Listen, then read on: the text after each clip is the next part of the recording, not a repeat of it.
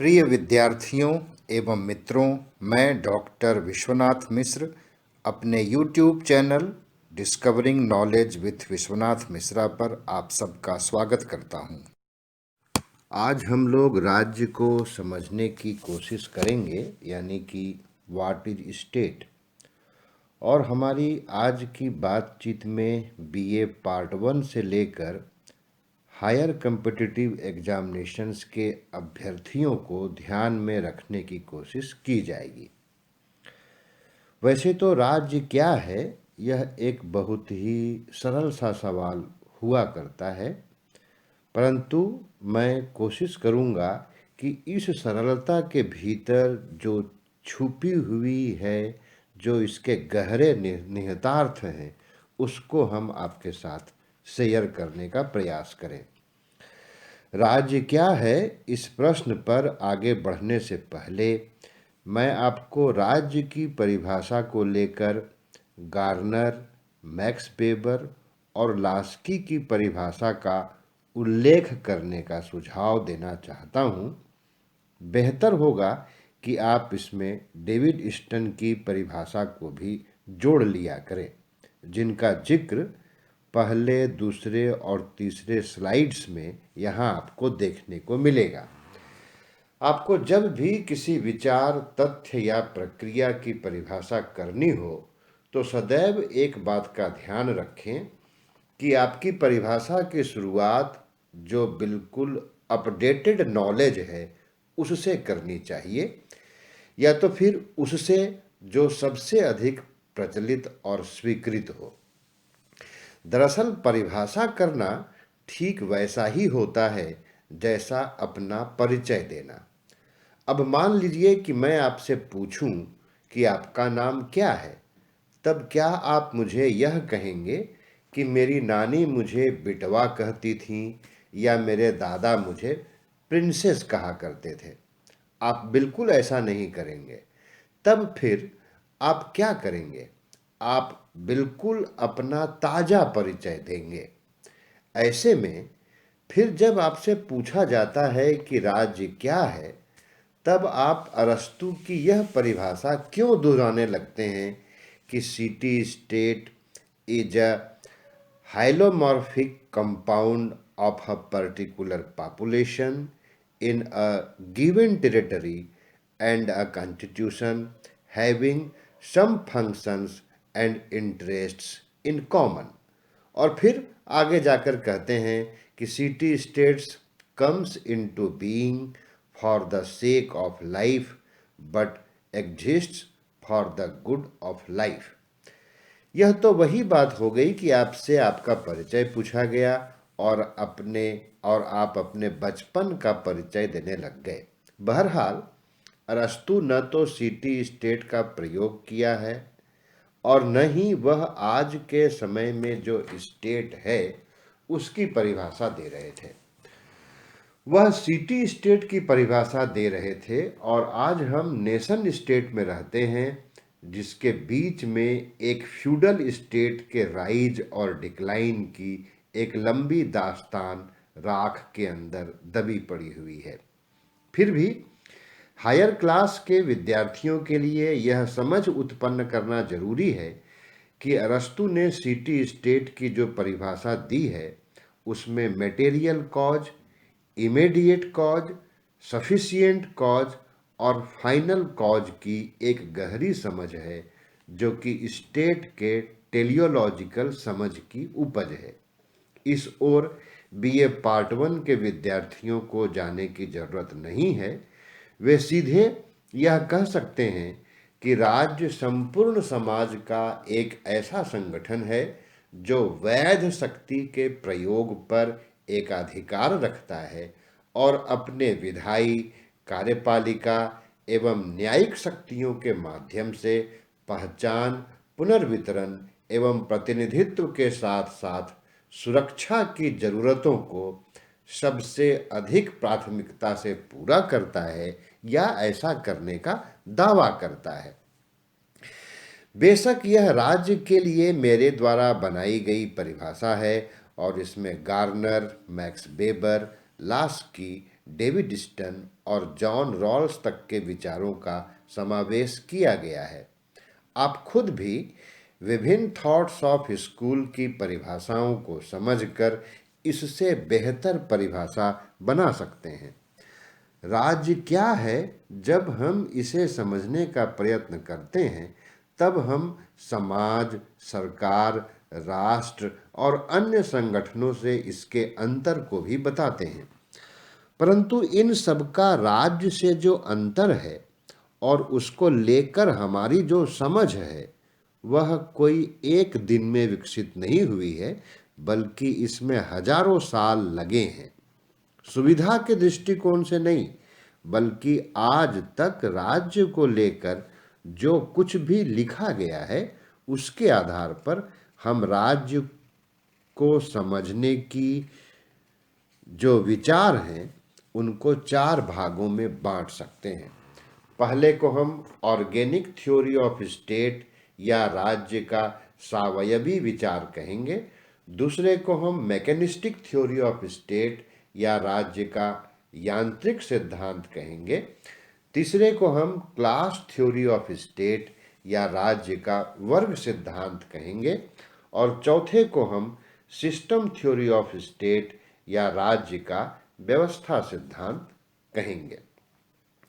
मैं यहाँ अपने विद्यार्थियों को यह बताना चाहूँगा कि सीएल वेपर ने जो पॉलिटिकल थॉट के ऊपर एक पतली सी किताब लिखी है और जिसे मैं अपने विद्यार्थियों को अक्सर पढ़ने का सुझाव देता रहता हूँ, उस किताब को 3 चैप्टर के अंतर्गत इसी तरीके से विभाजित किया गया है। मतलब उसमें organic view of state, mechanistic view of state और क्लास व्यू ऑफ स्टेट के अंतर्गत प्लेटो से लेकर के 70 तक के दशक में जो राजनीति शास्त्र के विद्वान थे, विचारक थे, उनके विचारों को रखा गया है। और बेहतरीन किताब ये है, समय मिलने पर आपको अवश्य पढ़ना चाहिए। यहाँ मैंने जिस चौथे स्कूल का जिक्र कर लिया है उसका सीएल वेपर की किताब में जिक्र नहीं है और हम अपने व्याख्यान में आगे चल करके एक एक करके इन चारों को समझने का प्रयास करेंगे। यहाँ यह खासकर प्रारंभिक विद्यार्थियों के लिए बता देना जरूरी है कि जिस क्रम में यहाँ चारों सिद्धांतों को रखा गया है उसी रूप में वे इतिहास के गर्भ से क्रमिक रूप से जन्मे भी हैं। इसका मतलब यह हुआ कि ऑर्गेनिक थ्योरी ऑफ स्टेट राज्य को समझने की सबसे प्राचीन दृष्टि है और आज हम संभव है कि ऑर्गेनिक थ्योरी ऑफ स्टेट को ही समझ पाएंगे। और फिर आपकी प्रतिक्रिया को देखकर इस लेक्चर का हम 3 अन्य भागों में भी विस्तार करेंगे। तो आइए आज हम ऑर्गेनिक थ्योरी ऑफ स्टेट पर विचार करते हैं। विचारकों के नाम के आधार पर देखें तो प्लेटो, अरस्तु, Shukra, Rousseau, Hegel, Herbert Spencer, Green और अलेक्जेंडर वेंट राज्य के सावयवी दृष्टिकोण के प्रमुख समर्थक हैं। इसका मतलब हुआ कि प्लेटो, हीगल एवं ग्रीन जैसे आदर्शवादियों ने राज्य के सावयवी दृष्टिकोण का समर्थन किया है। रूसो जैसे समझौतावादियों ने भी राज्य के सावयवी नजरिए का समर्थन किया है। अरस्तु एवं शुक्र जैसे मध्य मार्गियों ने भी सावयवी राज्य का समर्थन किया है और अलेक्जेंडर वेंट जैसे अंतर्राष्ट्रीय राजनीति के रचनावादी विद्वानों ने भी राज्य के सावयवी विचार को स्वीकार किया है। फिर भी एक मोटा मोटी यानी कि जनरल व्यू यह है कि राज्य के सावयवी दृष्टिकोण का समर्थन आदर्शवादी विचारक करते हैं और यही बहुविकल्पीय यानी कि मल्टीपल चॉइस क्वेश्चन में सही उत्तर भी होता है। परंतु सवाल को यदि ट्विस्ट कर दिया जाए तो फिर निश्चित ही आज की जो परिचर्चा हमारे और आपके बीच में होने वाली है यह आपके लिए उपयोगी साबित होगी। राज्य के सावयवी दृष्टिकोण का समर्थन हर्बर्ट स्पेंसर जैसे व्यक्तिवादियों द्वारा प्रयोग किया गया और हीगल जैसे सर्वाधिकारवादियों द्वारा भी इसका प्रयोग किया गया है और यह राजनीति शास्त्र के चिंतन के इतिहास की एक बड़ी रोचक घटना है। और आपको पता ही है कि नाजीवादियों और फांसीवादियों ने भी इसका प्रयोग किया था। अतः राज्य के सावयवी दृष्टिकोण को बड़ी बारीकी से समझने की जरूरत है। और इससे भी अधिक रोचक बात यह है कि डेविड स्टन के व्यवस्थावादी दृष्टिकोण को भी राज्य के सावयवी विचार ने बहुत करीने से प्रभावित किया है। और राज्य को शोषण का एक यंत्र मानने वाले मार्क्सवादी भी सर्वहारा राज्य को सावयवी नजरिए से देखने के प्रेम में आखिर पड़ ही गए हैं। अब आइए अतीत में चलते हैं और देखते हैं कि आखिर क्यों राज्य के बारे में ऑर्गेनिक व्यू को शुरू में अपनाया गया। दरअसल राज्य का सावयवी दृष्टिकोण व्यक्ति या जीव तथा राज्य में समानता दिखता है और इसी समझ से राज्य के सावयवी दृष्टिकोण की उत्पत्ति होती है। जिस तरह शरीर विभिन्न अंगों से मिलकर बनता है और शरीर से कट कर अंगों का अस्तित्व समाप्त हो जाता है, बेशक उसका प्रभाव शरीर पर भी पड़ता है, परंतु इतना तो है ही कि कुछ अंगों के शिथिल या बेकार हो जाने पर भी शरीर जिंदा रहता है। ठीक उसी तरह राज्य भी विभिन्न इकाइयों से मिलकर बनता है और राज्य से पृथक हो जाने पर उन इकाइयों का अस्तित्व खतरे में पड़ जाता है। इसी तरह जैसे शरीर के हर अंग दूसरे अंगों के जीवन और कार्य प्रणाली में सहयोगी होते हैं, और उसी तरह राज्य की हर इकाई एक दूसरे के जीवन में आवश्यकताओं को पूरा करने में और कार्य प्रणाली में अपना योगदान देती है। इस सादृश्यता को प्लेटो ने व्यक्त करते हुए अपने तरीके से कहा कि state is individual writ large, यानी कि राज्य व्यक्ति का बृहद रूप है। इसी तरह शुक्र वित्त की तुलना शरीर से, शरीर के रक्त से, आँखों की तुलना गुप्तचरों से, मस्तिष्क की तुलना अमात्य से और सिर की तुलना राजा से करते हैं।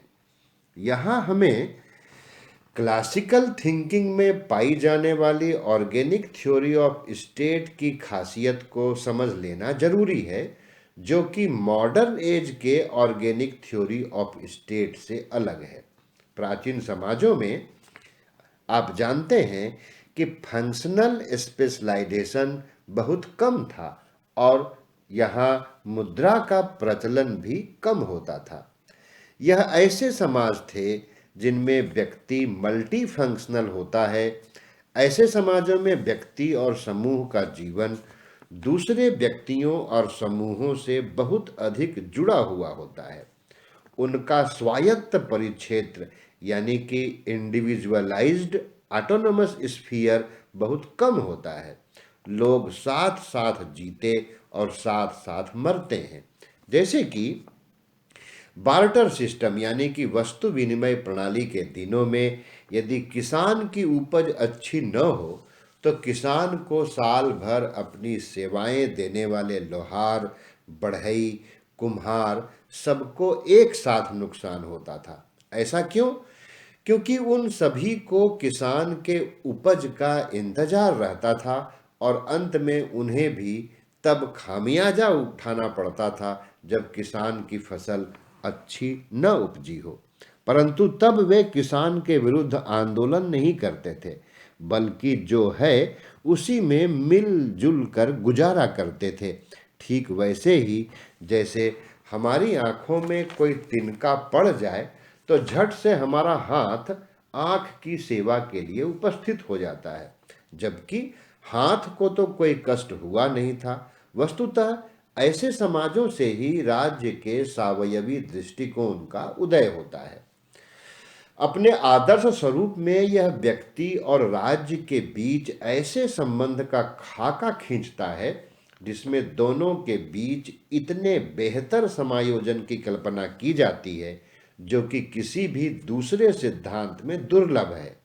परंतु व्यवहार में यह सिद्धांत शुरू से ही खतरनाक भी सिद्ध होता रहा है। प्लेटो को ऐसा लगा कि राज्य और व्यक्ति के मध्य एक सावयवी धारणा वाले राज्य में जो खाई उत्पन्न होती है वह शासकों में लोभ की वजह से होती है। इसीलिए उसने विचार किया कि यदि अभिभावक वर्ग को व्यक्तिगत संपत्ति और परिवार रखने पर प्रतिबंध लगा दिया जाए तो शासकों के लोभ से सावयवी राज्य की जो एकता एवं सामंजस्य भंग होती थी वह बाधा दूर हो जाएगी। यहाँ हम बीए पार्ट 1 के विद्यार्थियों के लिए यह जरूर कहना चाहेंगे कि प्लेटो ने अभिभावक वर्ग में शासक एवं सैनिक वर्ग को रखा है और इनके लिए संपत्ति तथा परिवार के उन्मूलन को वह संपत्ति का साम्यवाद एवं परिवार का साम्यवाद कहता है।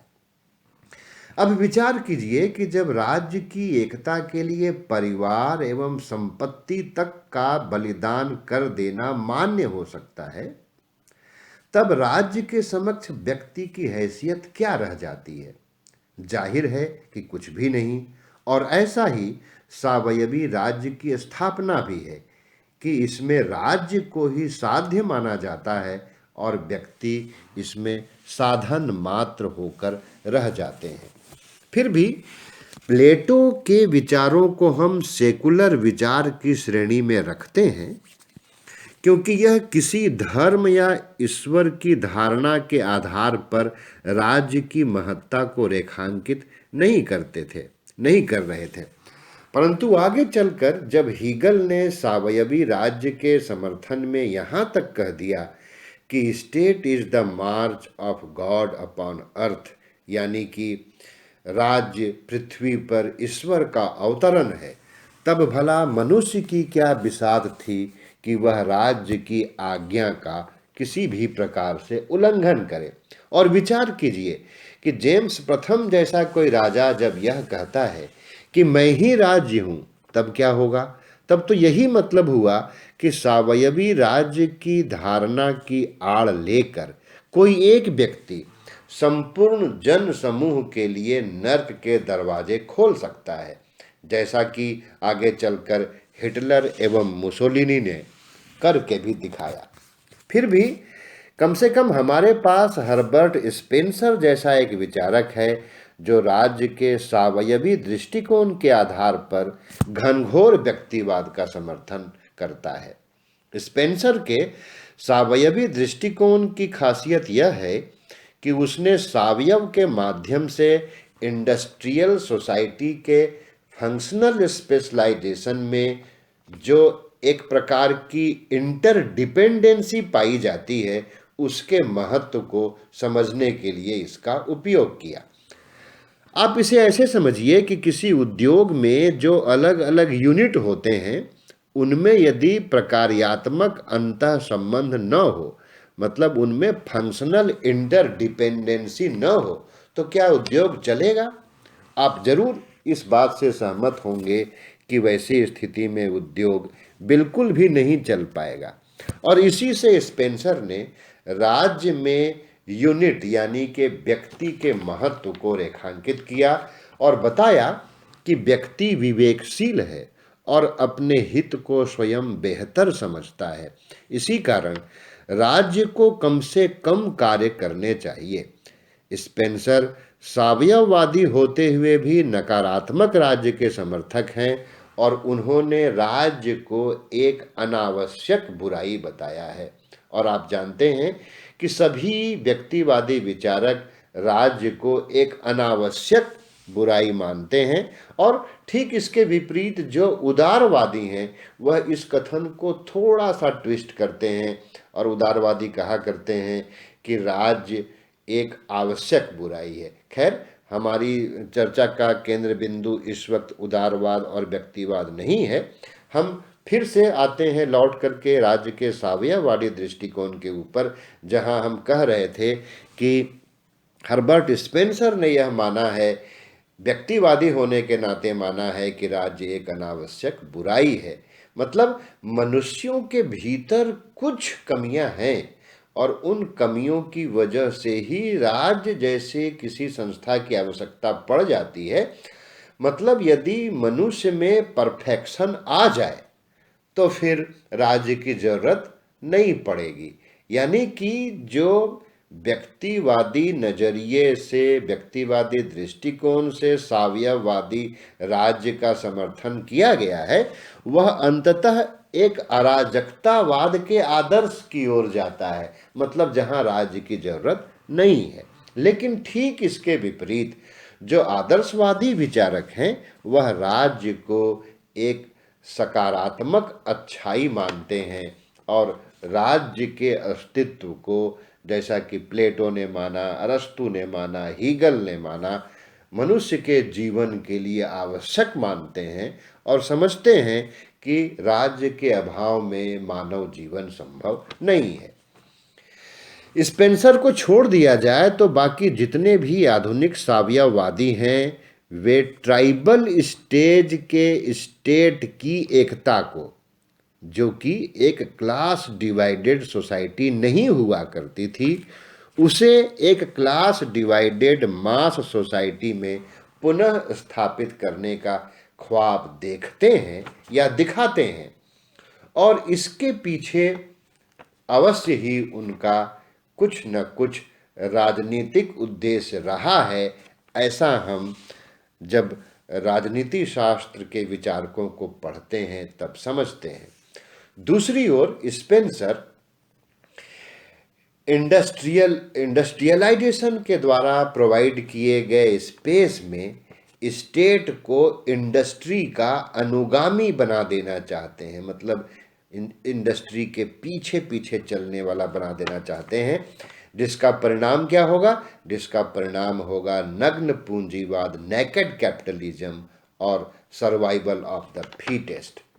इसका मतलब यह हुआ कि राज्य का जो साम्यवादी दृष्टिकोण है, वह चाहे व्यक्तिवादी दृष्टिकोण के साथ स्थापित किया जाए, चाहे आदर्शवादी दृष्टिकोण के साथ स्थापित किया जाए, चाहे सर्वाधिकारवादी दृष्टिकोण के साथ स्थापित किया जाए, इसके खतरे से हम मनुष्य को बचा नहीं सकते हैं।